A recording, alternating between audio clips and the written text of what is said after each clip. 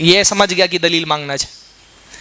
اسی لیے ہم کہتے ہیں نا اہل حدیث کی دعوت صرف یہ ہے کہ لوگوں کو دلیل سکھاؤ کہ دلیل کس کو کہتے ہیں اور دلیل مانگی کیسے جاتی ہے.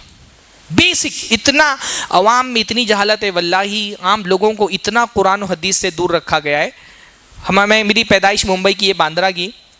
ہمارے کچھ اہل حدیث نوجوان ایک بندے کو، بریلوی تھا، اس کو سمجھا رہے تھے کہ بھائی رفع الیدین کرنا چاہیے.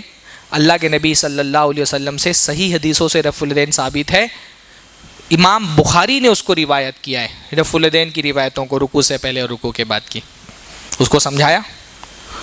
وہ بندہ بولتا ہے ابے تم لوگ امام بخاری کو مانتے ہو؟ وہ تو سالہ بی جے پی کا سپورٹر ہے. ہاں،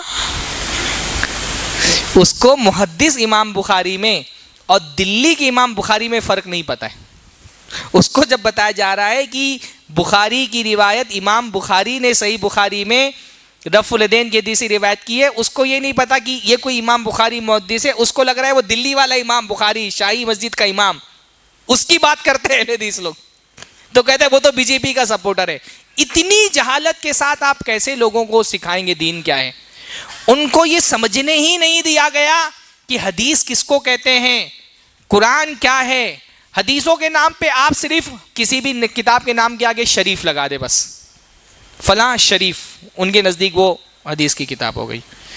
جان بوجھ کر کے ان گمراہی کے اماموں نے عوام کو جہالت میں رکھا ہے. اس لیے اہل حدیث کا سب سے پہلا کام یہ کہ ان کی عوام کو جہالت سے نکالو، ان کو سمجھاؤ دلیل کس کو کہتے ہیں، حدیث کس کو کہتے ہیں، قرآن کس چیز کا نام ہے.